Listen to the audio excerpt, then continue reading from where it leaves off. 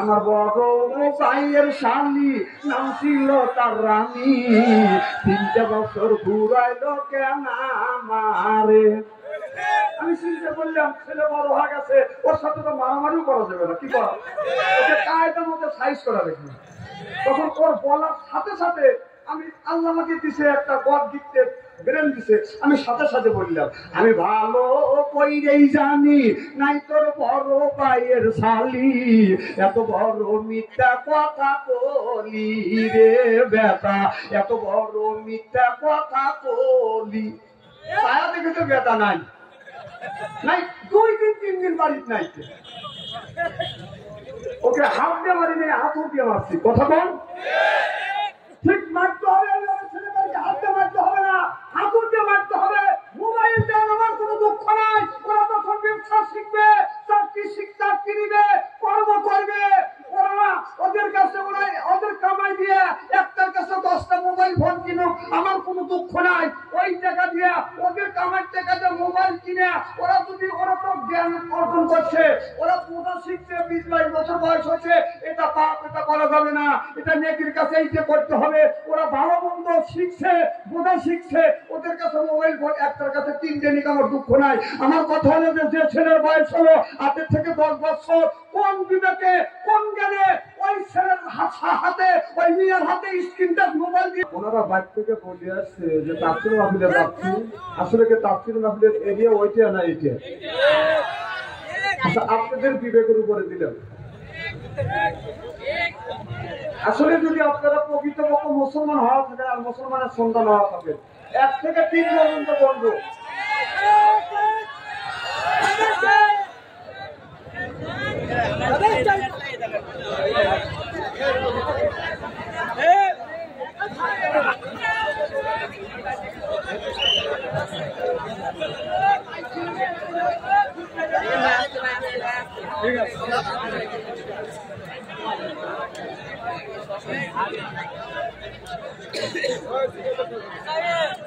نحمده ونستعينه ونستغفره ونؤمن به ونتوكل عليه ونعوذ بالله من شرور أنفسنا ومن سيئات أعمالنا من يهده الله فلا مضل له ومن يضلله فلا هادي له ونشهد أن سيدنا وسندنا وحبيبنا وقربنا ومولانا محمدا عبده ورسوله الذي أرسله بالحق بشيرا ونذيرا وداعيا إلى الله بإذنه وسراجا منيرا فقد قال الله تعالى في كلامه المجيد وفرقانه الحميد। জবান খুলে এই তাওসাত তাসমিহ আমার সাথে পড়ুন। একটা লোক মুখ বন্ধ রাখবেন না, কারণ শয়তান আমাদের ধোঁকা দিচ্ছে। সকলে বলুন আউযু বিল্লাহি মিনাশ শাইতানির রাজীম বিসমিল্লাহির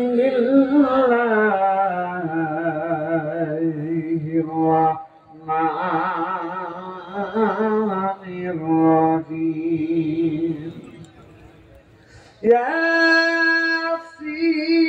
ياسين والقرآن الحكيم إنك لمن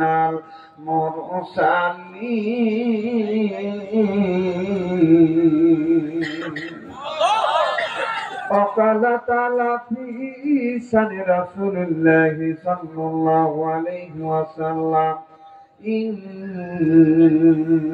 الله وملائكته يصلون على النبي يا أيها الذين آمنوا صلوا عليه وسلموا لما بلغ العلا بكماله كشف الدجى بجماله حسنت جميع خصاله صلوا عليه وآله فقمت মনোরে দম পুরালে বুঝবি কে আপন পাগল মনোরে দম পুরালে বুঝবি কে আপন যাবে তুমি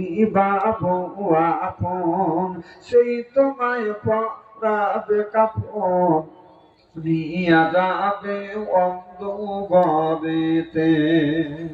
অজু গোসল করাইয়া জানাজা নামাজ দিবেন পড়াইয়া নিয়া যাবে অন্ধকারেতে পাগল মনোরে দম পুরালে বুঝবি কে আপন বাইবেরা গায়াত সদন সেদিন কেউ রাবে না আপন একা একা যাইতে হবে দুনিয়ায় করছি অনেক ভুল চলে যাব অনেক দূর দুনিয়ায় করছি অনেক ভুল চলে যাব অনেক দূর আর কোনো দিন দেখা হবে না পাগল মনোরে দম ফুরালে বুঝবি কে আপন লা ইলাহা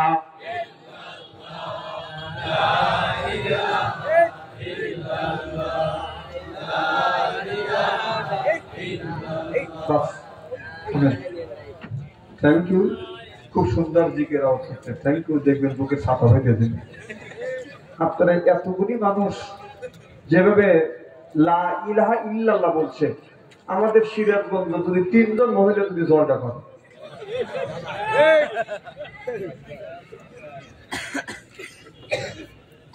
জিকির করা হলো ফরজ জোরে করে কি জোরে বলুন জিকির দাঁড়াও যায় শুয়াও যায় বসেও যায় সুবহানাল্লাহ একটা দিনে তো বাড়ি দেখলাম না যে জিকির করতে করতে আপনি অজ্ঞান হয়ে গেলেন দাঁড়াইয়া জিকির করলেন এরপরে জিকির করতে করতে অজ্ঞান হয়ে গেলেন আপনাকে হাসপাতালে নিল এ প্রমাণ তো পাওয়া যায় না কিন্তু বাবার বাড়ি গেলে তো কাপড় চুপড় ঠিক থাকে না তাহলে বোঝা যাচ্ছে এই জিকিরটা আল্লাহকে খুশি করবার জন্য না ওই বাবা খুশি করবার জন্য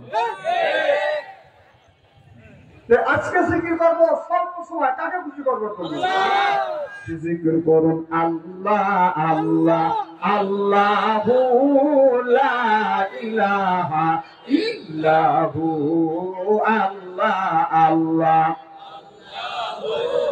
লা ইলাহা ও আল্লাহ আল্লাহ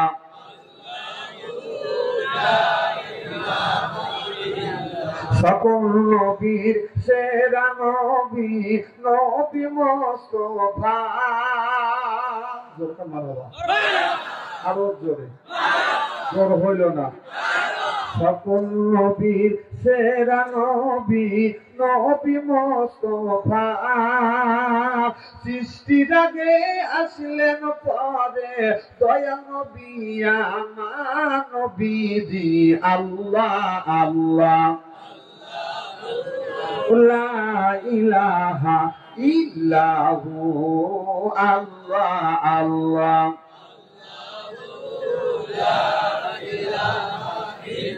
মুকাফিরে দিন নবী মদিনাতে যায় জন্মভূমির মায়াই নবী ফিরে ফিরে যায় নবীজি আল্লাহ আল্লাহ লা ইলাহা ইল্লাহু আল্লাহ আল্লাহ লা ইলাহা লা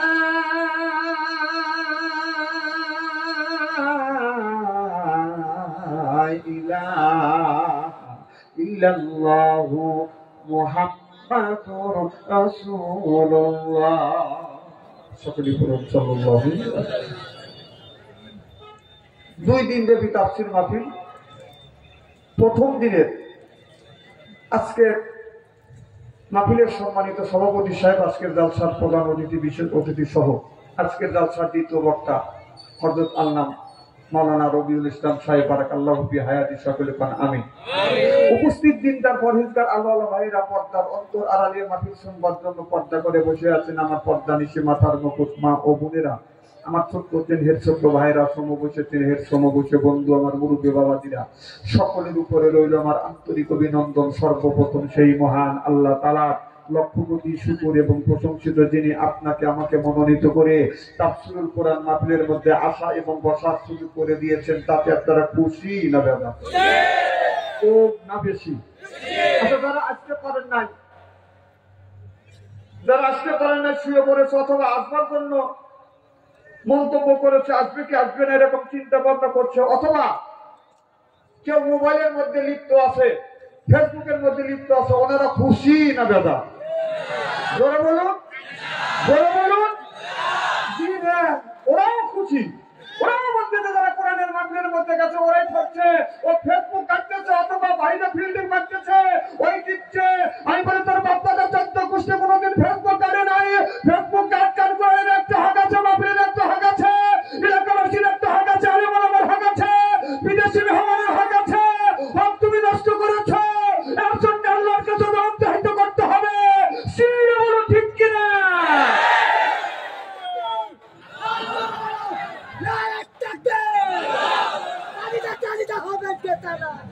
ওদের চাইতে আল্লাহ লক্ষ লক্ষ কোটি কোটি গুণ দয়া করে, মায়া করে কোরআনের মাহফিল বেহেশতের বাগানের মধ্যে আসা এবং বসার সুযোগ করে দিয়েছেন। সকলেই সমস্বরে উচ্চ কণ্ঠে বলুন আলহামদুলিল্লাহ।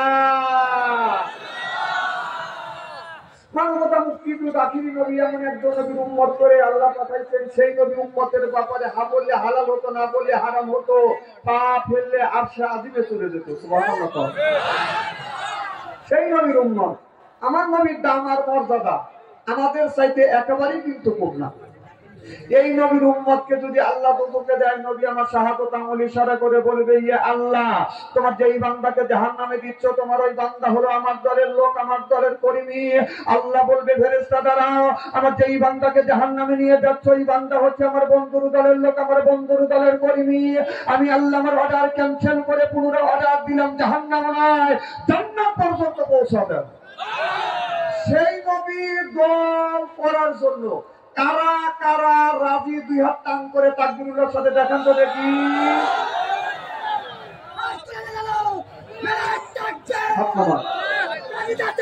এই মুহূর্তে হয়ে গেলাম আমরা নবীর দলের লোক, নবীর দলের কর্মী। দুনিয়ায় যতগুলি নেতা আছে প্রত্যেকটা নেতার কর্মী, নেতাকে জানাই ওয়েলকাম, স্বাগতম, শুভেচ্ছা। আমরা বাংলার জমিন থেকে চুয়াডাঙ্গা জেলা সদর থানা বসে নবীর প্রতি জানাতে চাই লক্ষ কোটি দরুদ ও সালাম। সকলেই পড়ুন সাল্লাল্লাহু আলাইহি ওয়াসাল্লাম। সর্বপ্রথম জানতে চাই আমার ভাইয়ের, আপনারা সকলেই ভালো আছেন?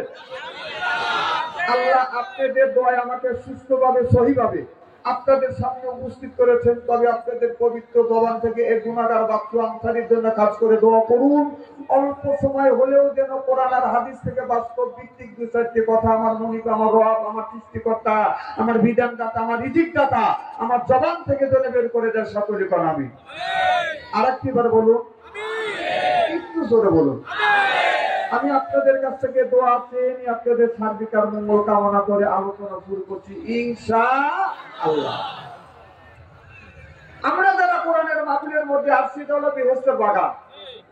আর এই বাগানের মধ্যে সব মানুষ আসতে পারবে না। আমরা যারা আসছি কোরআনের মাহফিলে, আমরা কি কেউ নির্বাচিত না মনোনীত? আমার কথা মনে হয় বুঝতেছেন। আমরা যারা আসছি বা এসেছি, আমরা এখানে যে এসেছি, আমরা মনোনীত না নির্বাচিত? আমার কথা বলছেন না? আমরা কি ভোটের মাধ্যমে আসছি না মনোনীত ভাবে আসছি? কার মনোনীত? আমরা কারো নির্বাচিত না, কিন্তু আমরা আল্লাহর মনোনীত। আল্লাহর মনোনীত বিধায় আল্লাহ তিনি তিনার মনোনয়ন দিয়ে তাফসীরুল মাহফিলের মধ্যে আসা এবং বসার সুযোগ করে দিয়েছেন। সুবহানাল্লাহ করে কর। এই তাফসীর মাহফিলে আসা বাধ্য লাগবে মানুষের, সব মানুষকে এই জায়গায় আসতে পারবে। আল্লাহ তাকে মনোনীত করেছে সেই কোরআনের মাহফিলে তাফসীরের মাহফিলে আসছে। আল্লাহ তাকে মনোনীত করে নাই এই দেশের সরকার ডক্টর ইউনূসকে ডেকেও মিছিল করেও বেহেশতের বাগান কোরআনের মাহফিলের মধ্যে আসতে পারবে না। আমরা যারা আসছি সকলেই তো মনোনীত আল্লাহ। সুবহানাল্লাহ। আর যারা আসতে পারি নাই তারা মনোনীত না। অনেক লোক বাড়ির থেকে শুনতেছে যে মাইক অনেকগুলি হরেন লাগাইছে, মাইক লাগাইছে, বাড়ির থেকে ফার্স্ট ক্লাস আওয়াজ শোনা যাচ্ছে, অতএব যায় কিলা।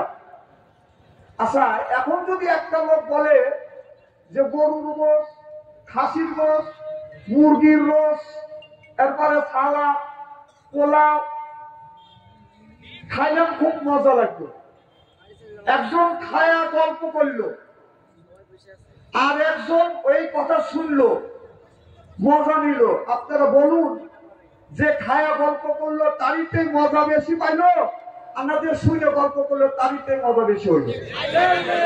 জোরে বলো। যে খানা খেয়েছে তার গল্পটা কারটা মজা বেশি হলো? যে খায়া গল্প করলো তারিতে মজা হলো, আর যে না খায়া গল্প করলো তারটা মজা হলো না। ঠিক অনুরূপ যারা কোরআনের মাহফিলে আসছে বসছে তারা কোরআনের মাহফিলের মজা পাবে, আর যারা আসেন নাই হাতের থেকেও শুনতেছে তারা কোরআনের মাহফিলের মজা পাবে। আমার কথা কি বোঝা যাচ্ছে? সেই সব যতক্ষণ পর্যন্ত না বুঝবেন এতক্ষণ পর্যন্ত খালি বাংলা বুঝই তো।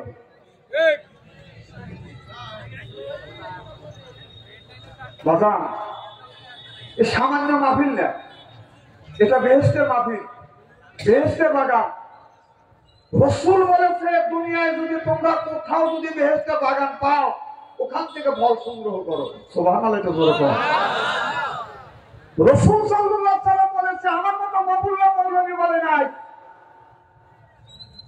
যে আপনি বলেন, যদি বলেন যে হুজুর জান্নাতি ফল কোনটা, আমরা সুবহানাল্লাহ আলহামদুলিল্লাহ আল্লাহু আকবার বলি, এটা হলো জান্নাতি ফল। সুবহানাল্লাহ। একবার যদি খাস দিলে খাস নিয়েছে কেউ যদি সুবহানাল্লাহ বলে আসমান জমিনের ফাঁকা জায়গা আল্লাহ নেক দিয়ে পরিপূর্ণ করে দেন। একজন বলতেই পারে যে হুজুর একবার সুবহানাল্লাহ বললে আসমান জমিনের ফাঁকা জায়গা যদি আল্লাহ নেক দিয়ে পরিপূর্ণ করে দেন, তাহলে শত শতবার সুবহানাল্লাহ বলি, এই নেকিগুলি আল্লাহ কোথায় রাখে? আমার কথা কি বুঝতেছে? এটা শিশি বলে না বোতল বলে?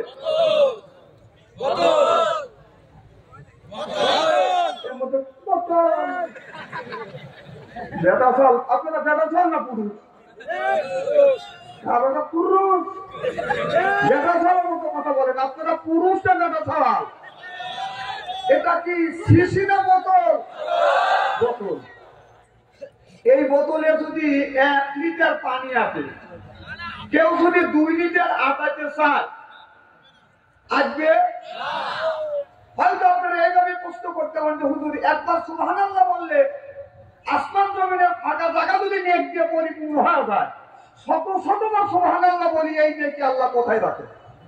আর এইটা যদি প্রমাণ না করে দিতে পারে তাহলে আপনাকে আমি ওয়াজ করতে দেবো না, বলতেই পারেন আপনারা। কারণ আমরা মোল্লারা তো বলি যে একবার সুবহানাল্লাহ বললে আসমান জমিনের ফাঁকা জায়গা নেক দিয়ে পরিপূর্ণ হয়ে যায়। এই ওয়াজ এক বক্তা করছে, এমন শুনছি হাজার হাজার লোক শুনছে। এই কথা শুনে একটা লোক রাস্তা দিয়ে যাচ্ছে আর বলতেছে হুজুরও মিথ্যা কথা। তাই বললাম ভাই যান, আমার হুজুরের কাতারে পড়ি তো। আমি বললাম দাদু কি হয়েছে? তা না হুজুর কয়েন না, একবার সুবহানাল্লাহ বললে আসমান জমিনের ফাঁকা জায়গা যদি আল্লাহ নেক দিয়ে পরিপূর্ণ করে, তাহলে এক একটা মানুষ লক্ষ লক্ষ বার সুবহানাল্লাহ বলে, এই নেকিগুলি আল্লাহ কোথায় রাখে? কথা তো তার যুক্তি আছে। কথা কন আমাকে বুঝানো হুজুর, আমার কাছে একটা শিশি আছে, বোতল আছে, এই বোতলে যদি 1 লিটার পানি আছে, 2 লিটার আটা বের চাইলে কি আসবে? আমি বললাম যে না, তাহলে একবার সুবহানাল্লাহ বললে আসমান জমিনের ফাঁকা জায়গা যদি আল্লাহ নেক দিয়ে পরিপূর্ণ করে দেয়, এই হাজার হাজার লক্ষ লক্ষ বার একটা মানুষের জীবনে এই সুবহানাল্লাহ বলছে, এই নেকিগুলি আল্লাহ কোথায় রাখছে? এমনি পাগলামির কথা না, কথা কয় আমি তো ঠিক করিনি, বুঝে শুনে ঠিক করে। আমি বললাম তো আল্লাহ আমাকে বায়ান দিচ্ছে, সেটা আল্লাহ কোরআনের মধ্যে বলছে, আল্লাহ মাহুল বায়ান।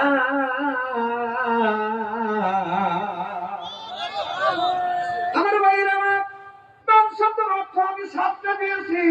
আমার সাইটে যারা রিসার্চ করবে, গবেষণা করবে, তারা বাদান আরো বেশি পাবে।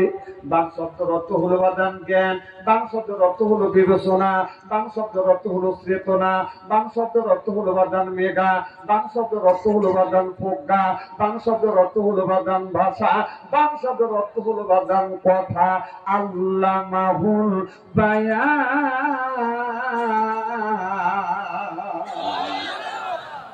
আমি তখন আমার বাহিনীর মধ্যে কোরবান থাকলো, ইংরেজিতে বলো গড কিনবে। আমি বললাম ভাইজান আল্লাহ আপনি কি বিয়া শাদী করছেন? আমারে বলো হুজুর আমি বিয়া শাদী করছি। আমি বললাম কয়টা ছেলে কয়টা মেয়ে? বলো হুজুর দুইটা ছেলে একটি মেয়ে। আমি বললাম বড় ছেলের বয়স কত? বলো হুজুর বড়টার বয়স হলো আপনার 20 বছর। আবার আমি প্রশ্ন করলাম 2 নাম্বারটার বয়স কত? বলো হুজুর 2 নাম্বারটার বয়স হলো 18 বছর। আমি বললাম 3 নাম্বারটার বয়স কত? আমারে বলো হুজুর মাত্র 6 বছর।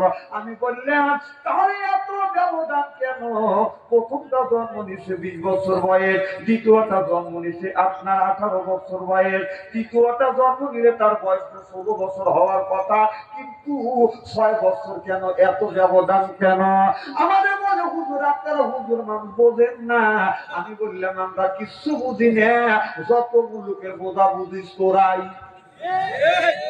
আমরা বুঝি না।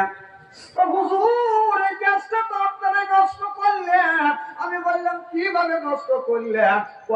এই দুনিয়ার বুকে আপনার প্রত্যেকটা দেশের সরকার জন্ম নিবন্ধন কন্ট্রোল করেছে, সন্তান আর ছেলে সন্তান অধিক হতে দেওয়া যাবে না। আগে প্রত্যেকটা গ্রামে ভোটার ছিলেন আপনার 500, এখন এক একটা গ্রামে ভোটার হচ্ছে 3000, 5000, 10,000, 20,000 পর্যন্ত। আগে গ্রামে লোক ছিল না, এখন লোক দিয়ে পরিপূর্ণ হয়ে গেছে। হুজুর আপনার বিয়ে করলে 5, 7টা 10টা করে আপনারা জন্মান। আমি বললাম ভাইজান বিয়ে করছি জন্মানের জন্য, পেটে যা আছে সব খুঁজে খুঁজে বাড়ি করবো। তোর মতো বন্ধ করে রাখো।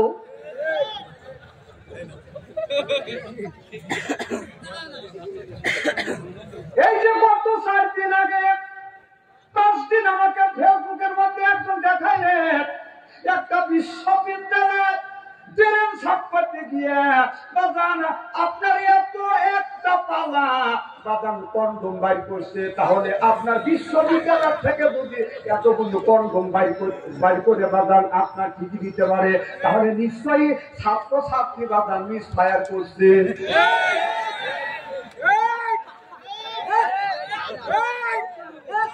না আমি বললাম তোদের মতো আমরা মিস ফায়ার করি নাকি? আমরা ফায়ার করি, ডাইরেক্ট ফায়ার করি। আরে মিস ফায়ার করবি তোরা, আরে খুঁটি বস্তা ব্যবহার করবি তোরা, মৌলবীরা খুঁটি বস্তা ব্যবহার করবে না। বিয়ে করছি হালাল ভাবে বিয়ে করছি, হালাল ভাবে কয়টা আছে সব খুঁজে খুঁজে বার করবে। তারপরেও তুমি দেখি যে 2-1 বছর গ্যাপ যাচ্ছে, ডাক্তার ওষুধ খাওয়া চিকিৎসা করে যা আছে খুঁজে বার করবে। কারণ রাসূল সাল্লাল্লাহু আলাইহি ওয়াসাল্লাম বলছে না রিজিকের মালিক কে? আল্লাহ। জোরে বল।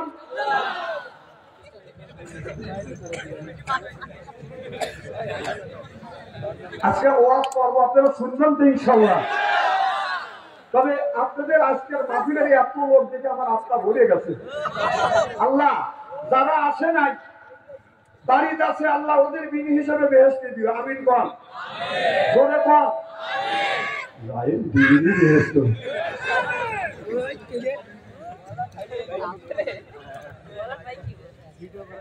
আমার যদি ওভারটেক করো তোমার কোন বেয়াদব বলবে মানুষ। আর শুধু এই পর্যন্ত যাবে না, তোমার মা বাবা পর্যন্ত পাবলিক দেবে। তোমরা একটা শিক্ষিত মানুষ আমার কথা ওভারটেক করতেছ, এ কথাকে আমি বলতে চাচ্ছিলাম তোমার ওই চিল্লানিতে আমি বলতেছি। চিল্লানি একটা স্বাধীনতা আছে না?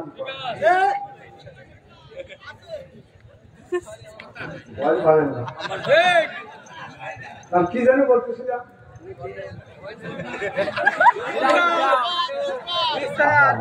আজকের ওয়াজ বাড়ির যাবে তো ইনশাল্লাহ। আমি কিন্তু বায়ান সম্পর্কে কথা বলতেছি, সুবহানাল্লাহ তো দরকার। আমাকে বলো হুজুর আপনারা বলছেন না, আমি বললাম না বলো হুজুর জন্ম নিয়ে একদম কন্ট্রোল করেছি, আর ছেলে সন্তান হবে না, কারণ একটা ছেলে একটা মেয়ে যথেষ্ট। কথা বুঝতেছেন না?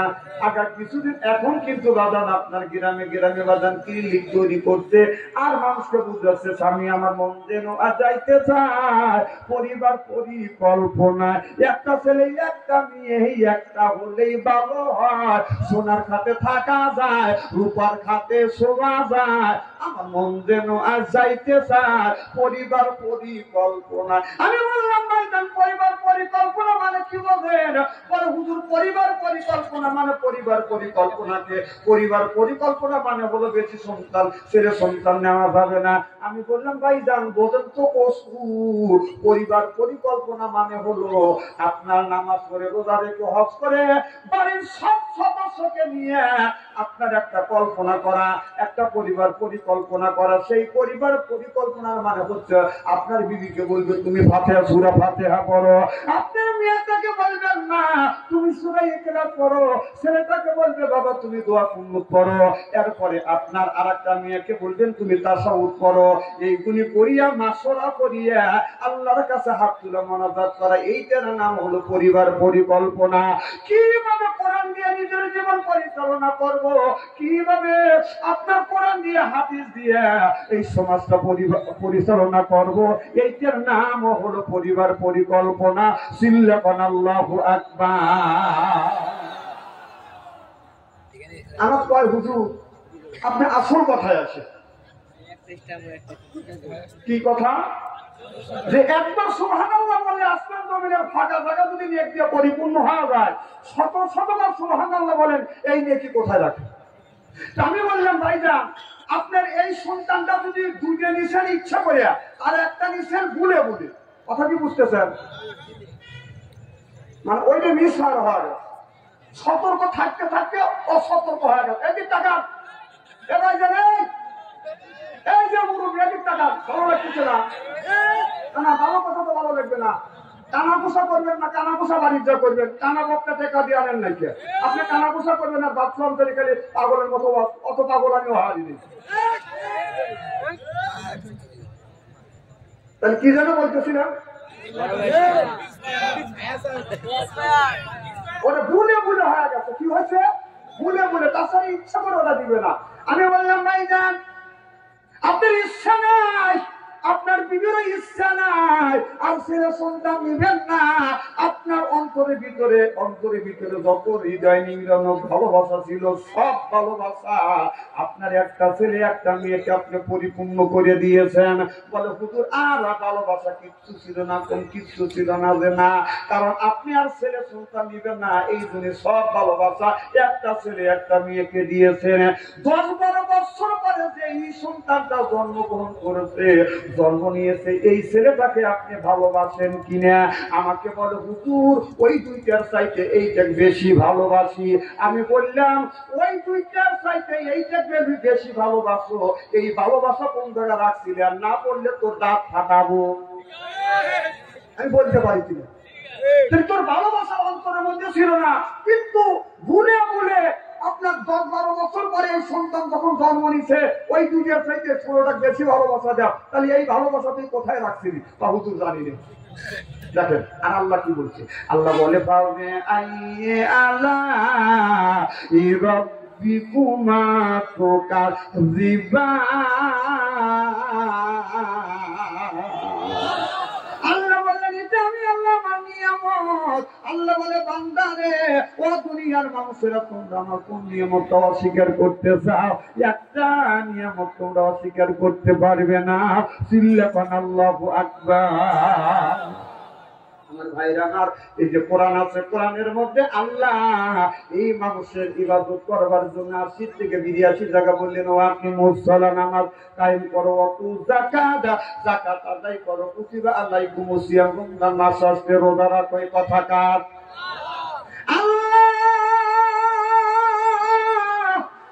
নামাজের কথা 80 থেকে 82 জায়গা বললে, ওয়াকিমুস সালাহ নামাজ কায়েম করো, ওয়াতু যাকাত যাকাত আদায় করো, কুতিবা আলাইকুমুস সিয়াম রমজান মাস আসতে রোজা রাখো।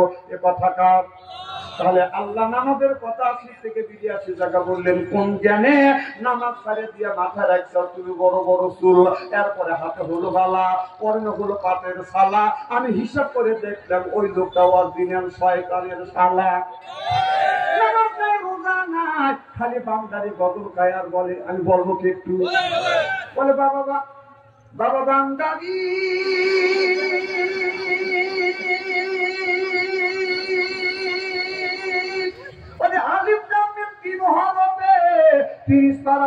তার ভিতরে বান্দারি পাই বাড়ি গাড়ি পাবি, ও যে বান্দারি করিলে তোরা যেথা গেলে চাকরি পাবা, কাগজার কলম ছাড়া পরে মাস্টারি বাবা দয়াল বান্দারি, কাগজার কলম ছাড়া পরে মাস্টারি, কাগজার কলম ছাড়া পড়ছে মাস্টারি বাবা দয়াল বান্দারি।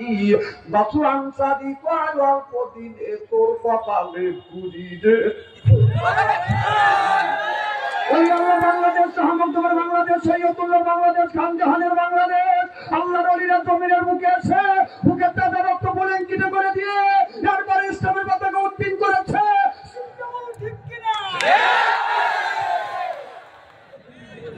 এর ওয়াজ করব আজকে।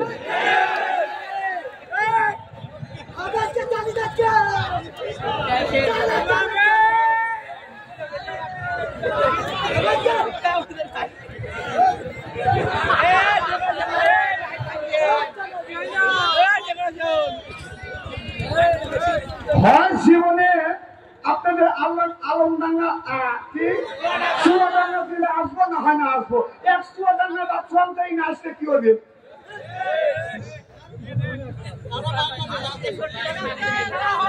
খুবই খারাপ লাগতেছে। আমি যদি এইভাবে ফোনটা খালি আলোচনা করি, শোনার জন্য রাজি? হাত তুলে দেখান তো কারা কারা বাজি। না না না, আপনাদের মন মানসিকতা ভালো আছে, আমি অন্তর থেকে দোয়া করি আল্লাহ যেন জান্নাতে যান নেকামত শিক্ষা দেয়। জোরে কান আমি।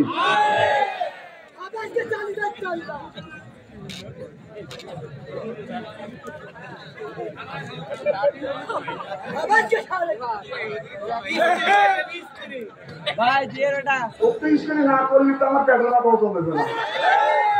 এই যে দেখেন ইফতারি সেরা, আমাদের পাবনার সিরাজগঞ্জের বাসার বা সেরা, আর এলাকাটা কোলা। এই যে ওর হাতে যে স্ক্রিন টাচ মোবাইল উঠছে, অবস্থাটা কি হয়েছে? দেশটাকে জাহান্নামের তার পান্তারে নিয়ে মূল নায়কই হলো ওরা। আর এই কাজ না দিলে ওরা ভাত খায় না। বাবা কাইটোয়া পড়ে যাচ্ছে, পাথর তুলে দিয়েছে। হ্যাঁ,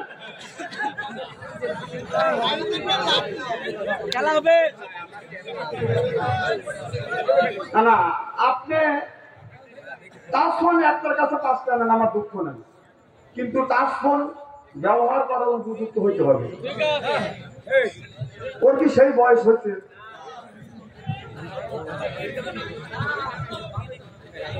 ও টাচ ফোন ব্যবহার করতেছে আজ থেকে 5 বছর আগে। তখন ওর উপরকারটাও হয়নি, নিচেরটাও জ্বালায়নি। কথাটা এটা আড়াইতে কি জ্বালাইছে? আমি বলি কি এরা কত নিচে নেমে গেছে। আমি বললাম উপরেরটা এটাও জ্বালায় নেই, এটাও জ্বালায় নেই। আর আপনারা কত দূর গেছেন? ওই সেই সময় থেকে যে কাজ ফোন চালাচ্ছে, ও কি করতেছে? নিশ্চয়ই মিস পার লাগতেছে। মোবাইলের মধ্যে প্রেমার ভালোবাসা করতে করতে প্রেমের সেঞ্চুরি করছে। বাবা এই তুমি যে প্রেম করতে করতে প্রেমের সেঞ্চুরি করছে, তুমি যে তাকে বিয়ে করবে, তুমি যদি 10টা করে থাকো, তোমার বউ 14টা করবে। ভালো বউ তুমি পাবে যাবে না, সেটা কোরআনের মধ্যে আল্লাহ বলছে আল খবিসাতু লিল খবিসুনা ওয়াল এই কথা কার? আল্লাহ বলছে আল খবিসাতু লিল খবিসুনা, খবিস মার্কা ছেলের ভাগ্যে, খবিস মার্কা বউ দিবে। একটা ছেলে 8টা ভালোবাসা করছে, বিয়ে করছে ওই দিয়ে 9টা, তো বাসর ঘরে গেছে। বাসর ঘরে একটা আমল আছে, যে আমলটা হলো খুব বালা দিয়ে খাতনি, খুব বালা দিয়ে খুব বালা দিয়ে রেজবি, খুব বালা দিয়ে আইনা আইনি। বাসর ঘরে দিয়ে কোন যুবক যদি স্ত্রীর 4টা অঙ্গে যদি চুমা দেয়, চুমা দিয়ে 2 রাকাত নামাজ পড়ি আল্লাহর কাছে যদি হাত তুলে মোনাজাত করে, স্বামী স্ত্রীর জীবন থেকে শুরু করিয়া বাসর ঘরে রাত পর্যন্ত স্বামী স্ত্রীর ছবিরা গুনাহ মাফ করে দেয় কে? বাসর ঘরে গেছে, বাসর ঘরে যাইয়া কত 8টা ভালোবাসা করছে, ওইটি দিয়া 9টা। বাসর ঘরে যাইয়া মনে মনে ভাবতেছে আমি দেখতে পাচ্ছি এটা শরীর, ওটা যে আঞ্চলিক, ও তো বাদাম বোঝে না। ও বাসর ঘরে যাইয়া নামাজও পড়ে না, মন আনন্দে গান গাছে, বলছে বিবি আমি চকি নাই, আমি চকি নাই রে। আজকে তোমার আমার বাসর ঘর, আর বাসর ঘরে এসে তুমি এই ধরনের কথা বলো। আমরা নামাজ কালাম পড়ি, তখন বলতেছে বিবি আমি চকি নাই, আমি চকি নাই রে, তুমি আমার 9 নাম্বার বিবি রে। ও সব বলেছে আমার আগে 8টা, তাই তোর দিয়ে 9টা। যেই সঙ্গে তোর দিয়ে 9টা, বউ খাটের উপর থেকে দালাস করে পড়ে গেল। স্বামীটা খাবার দিয়ে তো নতুন বউ আপনার টান দিছে, বউ দাঁড়া গেছে। তুমি ঠিক আছো? হ্যাঁ আমি ঠিক আছি। তুমি ঠাসা পড়ে গেল কেন? স্বামী আল্লাহ আমার কানের পাশ দিয়ে বাঁচাইছি। যখন তখন তুমি উত্তর দিচ্ছে স্বামী আমি ঠকি নাই, আমি ঠকি নাই রে, তুমি আমার 10 নাম্বার স্বামী রে। মানে আমার আগে 9টা, তোর দিয়ে 10টা। তুমি যদি 9টার সাথে 8টার সাথে আমার ভালোবাসা করো, আমি তাকে কবুল বলিয়া লাল শাড়ি বলিয়া তুমি তার সাথে বাসর ঘর করবে। সেই 11টার সাথে আমার ভালোবাসা করে লাল শাড়ি পরে তোমার ঘরে বউ হয়ে বসে আছে, কথা বলে মিস্ত্রি করে ফিরে যাবো আজকে।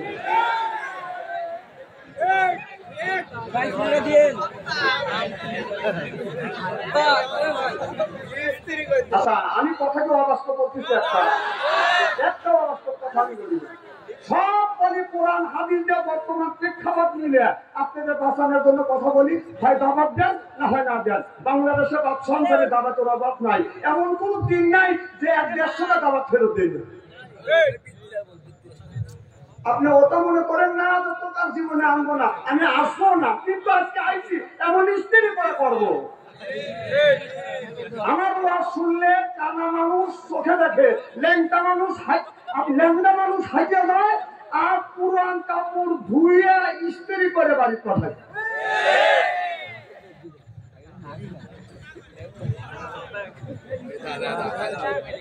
গায়েন